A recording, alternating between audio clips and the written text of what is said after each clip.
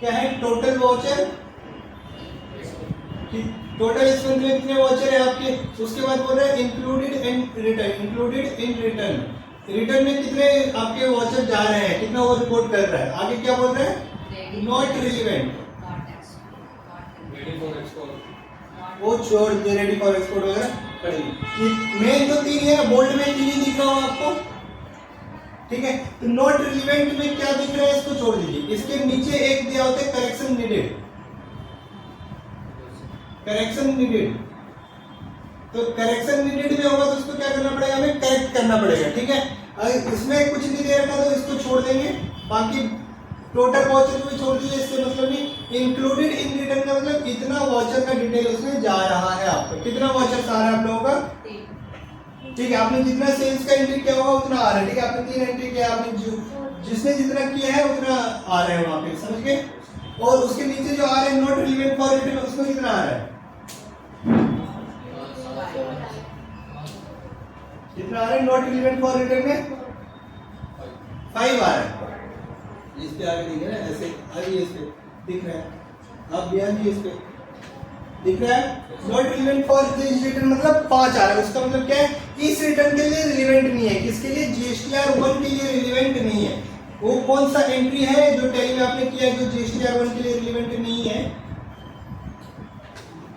वो कौन सा है, वो परचेज का एंट्री है। परचेज का आप लोगों ने एंट्री किया हुआ है, परचेज का इसमें डिटेल नहीं जाता, R1 में डिटेल परचेज का नहीं जाता है, इसलिए वो 5 एंट्री सबने 5 परचेज का चढ़ाया हुआ है, इसलिए वहां पे आ रहा है, समझ में आया। हाँ तो अब उसके नीचे आइए, उसके नीचे क्या क्या बना हुआ है देखिए, डिटेल एंटर नहीं करना है, नीचे आना है, ठीक है। उसके नीचे क्या बना हुआ है देखिए, B2B इनवॉइस है सबसे पहले, B2B इनवॉइस।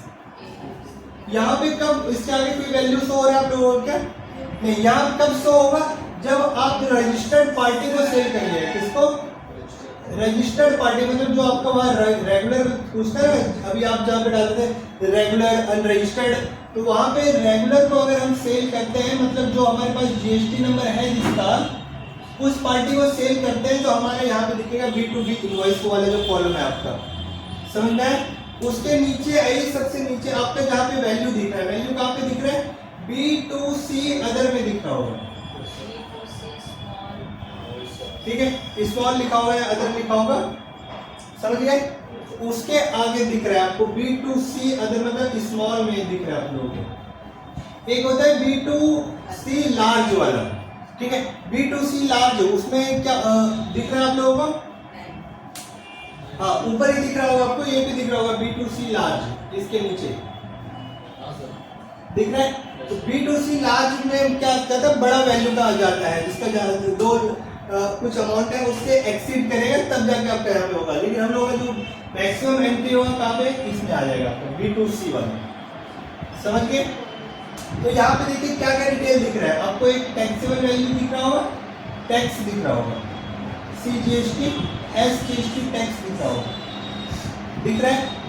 आगे टोटल टैक्स दिख रहा है और इनवॉइस वैल्यू दिख रहा है, मतलब ये डिटेल आपका जाना है, कहाँ पे जाएगा, R1 में जाता है, GSTR1 में सब डिटेल जाता है। अब इसमें सब लोग एंटर करिए जाके। अब देखिए ये क्या है, बिहार को जा रहा है 18% टैक्स, B2C में क्या डिटेल जाएगा, हमारा स्टेट वाइज जाता है, B2C स्मॉल में क्या डिटेल जाएगा, स्टेट वाइज जाएगा, कौन से state wise and rate wise, rate wise, मतलब स्टेट बिहार को गया है 18%, वहाँ लिखा हुआ है, आगे डिटेल लिखा हुआ है। अगर दूसरे स्टेट का होता है तो उसके नीचे रहता है डिटेल, और अगर बिहार को ही दूसरे रेट से रहता है 5% तो उसके नीचे आपको डिटेल दिखता है, ठीक है। इतना डिटेल आपका जाएगा GST उसमें रिटर्न में R1 में, समझ गए। और अगर B2B रहता हम लोगों का तो उसमें क्या जाता है डिटेल, इसमें इनवॉइस वाइज जाता है। B2B में क्या डिटेल जाएगा, इनवॉइस वाइज, इनवॉइस वाइज जाएगा, मतलब इनवॉइस नंबर 1 में उसके आगे जीएसटी नंबर ये है, अमाउंट ये है, उस तरह डिटेल जाएगा। इसमें समरी जाएगा कौन से स्टेट को आप कितने % से सेल किए, ठीक है। उस स्टेट करके बाहर आइए सब लोग, एक बार बाहर आने बस। आप बहुत ज़्यादा बात करेंगे। DO1 करके जाइए दोबारा। इसका शॉर्टकट की याद रखिए DO1। कुछ नहीं, शॉर्टकट है, समझ में आया? ये टैली प्राइम 4.0 के लिए बता रहा हूँ, प्राइम 4.0 के लिए शॉर्टकट की। अगर प्रायर वर्जन यूज करेंगे हम लोग, जैसे कौन सा करते हैं 2.1 वगैरह, तो उसमें ये काम नहीं करेगा, उसमें DOG प्रेस करना पड़ता है, ठीक है। यहाँ पे चलिए आगे आगे क्या पूछ रहा है आप लोगों को, एक देखिए HSN का डिटेल पूछ रहा हूँ। सबसे नीचे ये HSN समरी लिखा होगा, ठीक है। और ऐसा है, सबसे पहले क्या क्या शो कर रहे हैं इसमें देखिए, टैक्स ऑन आउटवर्ड सप्लाई ये दे रहा है पहला वाला, tax on outward and reverse charge जो भी है। पहला बोले टैक्स ऑन आउटवर्ड सप्लाई, मान लेते हैं इसी का बात करते हैं। आज से रिवर्स चार्ज क्या बोल रहे हो बाद में बात करेंगे। तो यहाँ पे कितना टैक्स आ रहा है आपका, टोटल बताइए टैक्स अमाउंट कितना आ रहा है, 7,400, 4,700 कितना आ रहा है, 736.58, ठीक है जो भी। और उसके नीचे क्या दे रहा है आपका,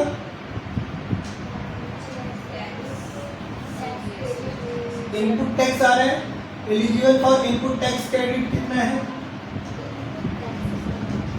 eligible for input tax credit यहाँ पे कितना आ रहा है आप लोगों का,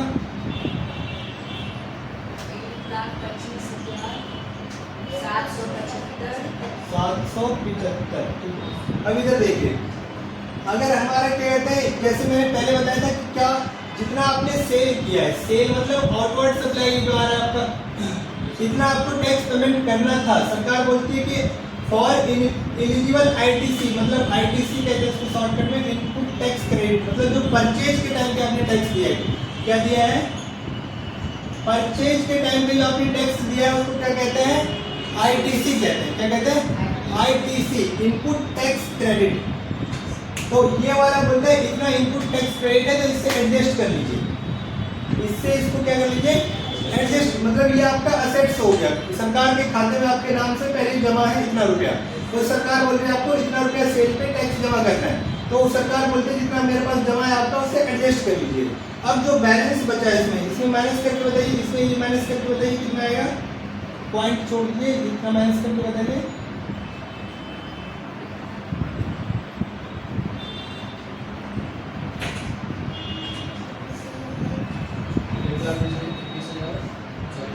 कितना बचा, 1,21,000 ये बचेगा।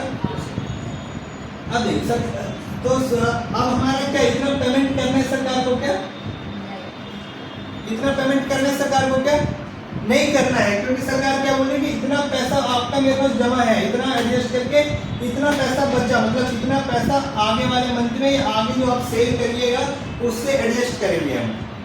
आया समझ में, इतना इस मंथ में अगर इतना ही सेल रहेगा तो क्या हमें कोई टैक्स पेमेंट करने की जरूरत पड़ेगा, कोई जरूरत नहीं पड़ेगा, समझ में आया। हाँ, तो ये रहता है 3B का, क्या डिटेल है ये 3B का, DO3 प्रेस करिएगा तो आ जाएगा आपका 3B। आया समझ में। आउटवर्ड में तो फिर उसको देना पड़ता है, आउटवर्ड सप्लाई जैसे 4,737 रुपये, क्या बोले, 4,737 रुपये है ना, तो परचेज में सेल में तो उसको देना पड़ता है, सेल में नहीं, R1 जब फाइल करेंगे उसमें कोई टैक्स नहीं भरना होता, बस उसमें डिटेल आता है सेल का, टैक्स हमें 3B में भरना पड़ता है। पहले जो भी मैंने बताया था वहाँ पे लिखा था कि 3B क्या होता है, समरी होता है किसका, सेल का, परचेज का और टैक्स का, मतलब इतना उस पर कैलकुलेट करते हैं हम लोग कितना टैक्स बनेगा, इतना मेरा सेल किया है मैंने, जो R1 में मैंने बता दिया, इतना मेरा कहते हैं परचेज हुआ है जो कि मेरे पार्टी ने रिपोर्ट किया हो। ये कहाँ से पता चलेगा सरकार को कि आपका ITC कितना है, कहाँ से पता चलेगा, जहाँ से हमने परचेज किया है वो पार्टी भी तो सेल का रिटर्न डालेगा ना अपना, जिससे मैंने परचेज किया उसने मुझे सेल किया किया है तो वो पार्टी भी अपना सेल का रिटर्न डालेगा। सेल का रिटर्न डालेगा तो वहाँ पे मेरा वो जीएसटी नंबर मेंशन करेगा। जीएसटी नंबर मेंशन करेगा तो मेरा ये आईटीसी दिखेगा, फिर मुझे आईटीसी मिलेगा। अगर इसने मेरा जीएसटी नंबर डाला है तो आईटीसी मुझे मिलेगा। आया समझ में? आपको दिखाया मैंने यहाँ से, तो वही आईटीसी दिखता है। आप लोगों को भी दिखाया जाएगा कि कैसे आईटीसी दिखता है ये वाला, कि ये मेरा कितना अमाउंट जमा हुआ है सरकार के पास। आया समझ में? चेक भी करना होता है कि हमने जिससे परचेज किया है उसने क्या गवर्नमेंट को मेरा टैक्स जमा किया है कि नहीं किया है, मेरे नाम से जमा किया है कि नहीं किया, मेरे जीएसटी नंबर पे जमा किया है कि नहीं किया। क्योंकि अगर वो जमा नहीं करेगा, मेरा जो पार्टी है सेल करने वाला जिसने मुझे सेल किया है, उसने अगर अब मेरा जीएसटी नंबर पे टैक्स जमा नहीं किया है तो क्या मुझे इनपुट मिलेगा? फिर नहीं मिलेगा। इसको करना चाहिए तब जाके मुझे ये इनपुट मिलता है। समझ में आया? और डिटेल में हम लोग नेक्स्ट क्लास में देखेंगे इसको। अभी के लिए इतना ही है। जीएसटीआर 1 और 3B क्या होता है इतना कंसेप्ट रखिए माइंड में। रफ कर दूं मैं।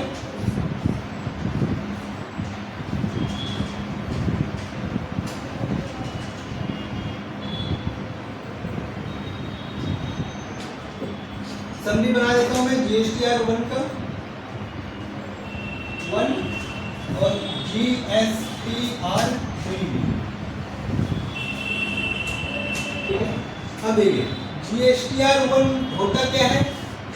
ये होता है सेल्स रिटर्न। सेल्स रिटर्न में कह सकते हैं आउटवर्ड सप्लाई कह देता हूं इसको। क्या कह देता हूं? Outward supply.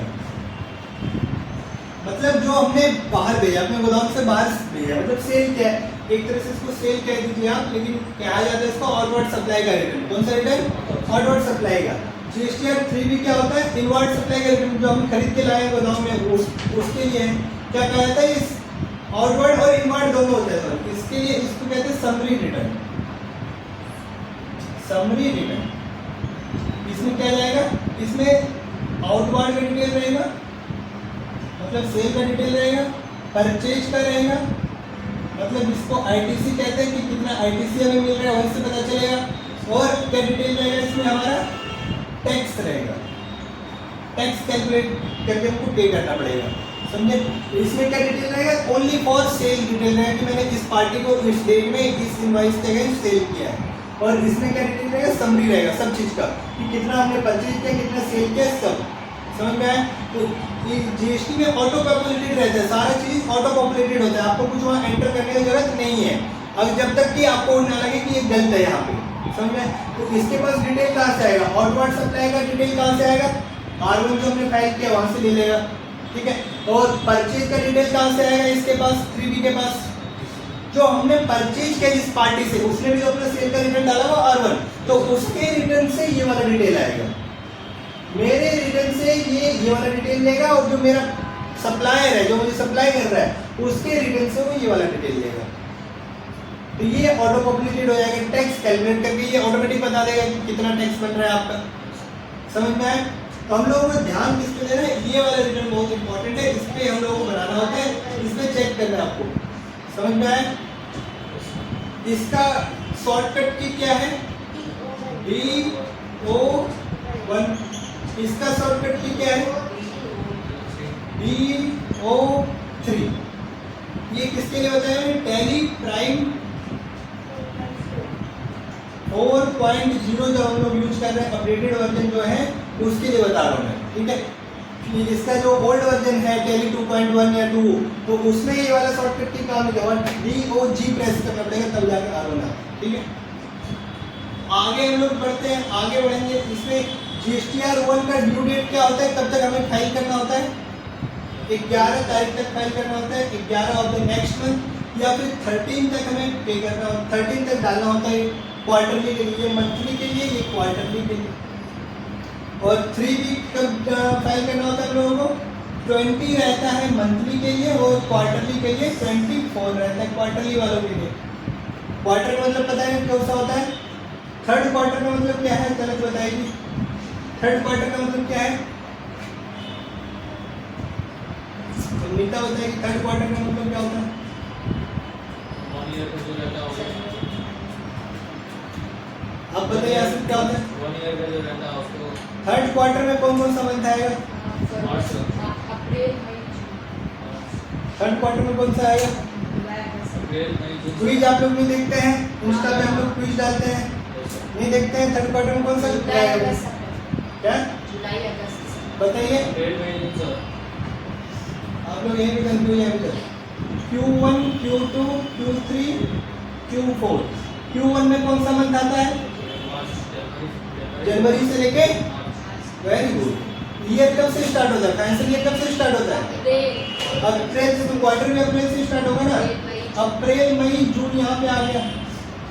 उसके बाद जुलाई अगस्त सितंबर जुलाई अगस्त सितंबर यहाँ पे आएगा। सितंबर अक्टूबर नवंबर दिसंबर यहाँ पे आएगा। फोर्थ में क्या जाएगा? जनवरी फरवरी मार्च। ये तो मैंने पूछा क्वार्टर 3 जो है इसका क्या रहेगा, समझ में आया? तो इसका ड्यू डेट समझ में आ गया क्वार्टरली और मंथली का? क्या क्विज देखिएगा, क्विज से समझ में आएगा आपको।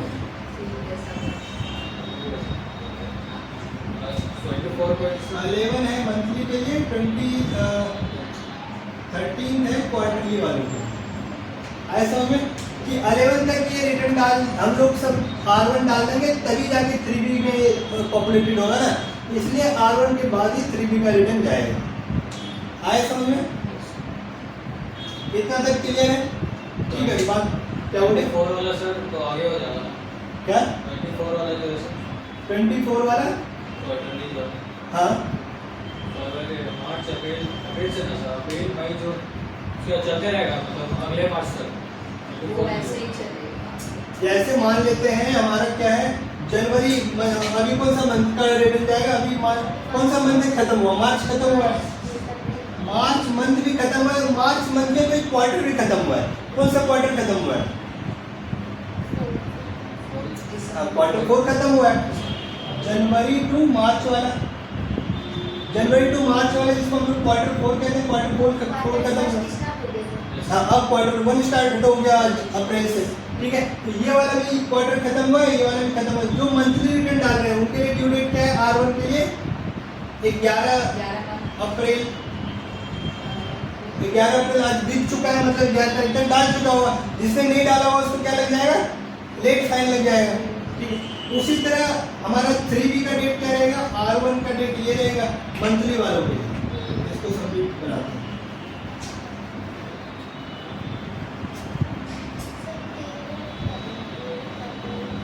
मंथली का देखते हैं। मंथली मार्च मंथ का जो है GST R1 कब तक जाना चाहिए? 11 अप्रैल तक, ठीक है। उसी तरह आगे बढ़ते हैं हम लोग। R1 कब तक जाएगा? 11 अप्रैल तक। और 3B कब तक जाएगा? कब तक जाएगा? 20 अप्रैल। 11 तारीख तक R1 डाल देना चाहिए था। और 3B मतलब टैक्स पेमेंट समझिए। 3B का मतलब टैक्स पेमेंट समझिए। टैक्स पेमेंट हमें कब तक करना है? 20 अप्रैल तक। उसी तरह अगर क्वार्टरली जो डाल रहा है, क्वार्टरली डाल रहा है, फिर 20 के बाद नहीं होगा सर क्या 20 के बाद नहीं होगा होगा? विद लेट फाइन लगेगा, लेट फाइन लगेगा प्लस इंटरेस्ट लगेगा, सब चीज लगेगा, समझे? इसलिए टाइम पे सब चीज करना चाहिए, बिकॉज बहुत डिफिकल्टी आए। इंटरेस्ट कितना लगता है? क्या क्या रेट लगेगा इंटरेस्ट का? अगर टाइमली फाइल नहीं किया हमने रिटर्न तो 18%। तो क्वार्टरली रिटर्न का 3B का डेट क्या है बताइए? क्वार्टरली का क्वार्टर कौन सा चलेगा? जनवरी टू मार्च। जनवरी टू मार्च में तो Q4 है ना, जनवरी टू मार्च। याद कर लीजिए क्वार्टर 1 कौन सा होगा? April to June. Second quarter July to September. Third quarter October to December. Fourth quarter January to March. समझ में आया? याद कर लीजिए इसको। इसमें ये इस वाले क्वार्टर का रिटर्न जा रहा है तो इसका ड्यू डेट क्या होगा? R1 के लिए क्या ड्यू डेट होगा? 13 अप्रैल। और 3B के लिए क्या डेट होगा? 24 अप्रैल। अगर 30 दिन तक रिटर्न नहीं डाला तो इंटरेस्ट लगना स्टार्ट हो जाएगा। कितना परसेंट? 18%। और लेट फाइन लगना स्टार्ट हो जाएगा। लेट फाइन कितना लगेगा? लेट फाइन कितना लगेगा बताइए? ये बहुत चीज बता रहा हूँ मैं आज, 1% याद रखना सबको। क्या 18%। ये वो तो इंटरेस्ट लेगा, लेट फाइन कितना लेगा? लेट फी मतलब फिक्स अमाउंट है कि इतना पर डे का लगेगा, कितना है? 5,000 कितने दिन का लगेगा 5,000 रुपये? अब देखिए यहाँ पे इंटरेस्ट लगता है दो तरीका। एक लगेगा नील वाले रिटर्न का, मतलब जिसका कोई सेल परचेज नहीं है, जिसका जीएसटी रजिस्ट्रेशन आ गया, जैसे इमरान, अगर उसका जीएसटी रजिस्ट्रेशन आ गया तो रिटर्न उसको भी फाइल करना पड़ेगा, नहीं किया तो लेट फाइन उसको भी लगेगा। फाइन लगता रहेगा, नहीं सरकार का कोई पैसा ले पाया है, समझिए। तो यहाँ पे क्या है, अगर हमारा काम क्या बता रहे थे? हाँ, लेट फाइन क्या, अगर जिसका कोई सेल परचेज नहीं हुआ है ड्यूरिंग द मंथ, मतलब कोई भी 1 भी रुपए का उसका टैक्स नहीं बन रहा है, उसके लिए लेट फाइन कम है, और जिसका टैक्स बन रहा है, जिसका सेल परचेज हुआ है, तो उसके लिए क्या बनेगा? ज्यादा बनेगा थोड़ा। तो कितना बनेगा ये याद रखिए, 20 रुपए रोज का और 50 रुपए रोज का। 50 रुपए रोज का क्या? सीधा 100 रुपये लग रहा था। वो तो absent होने का लग रहा है ना। अब देखिए 20 रुपए रोज का लगेगा, और जिसका कोई से नील रिटर्न होगा, नील रिटर्न में है नो टैक्स लायबिलिटी, कोई टैक्स लायबिलिटी नहीं है, तो उसके लिए कितना लगेगा? 20 रुपया। और 50 रुपए किसके लिए लगेगा? जिसका 1 भी रुपए का टैक्स बन रहा है, तो उसके लिए कितना लगेगा? 50 रुपए पर डे। समझ में आए? क्या क्या बताया मैंने आज? इंटरेस्ट बता दिया आपको, लेट फाइन बता दिया। अब इमरान को बोलिएगा वीडियो 4 बार देखे, ठीक है?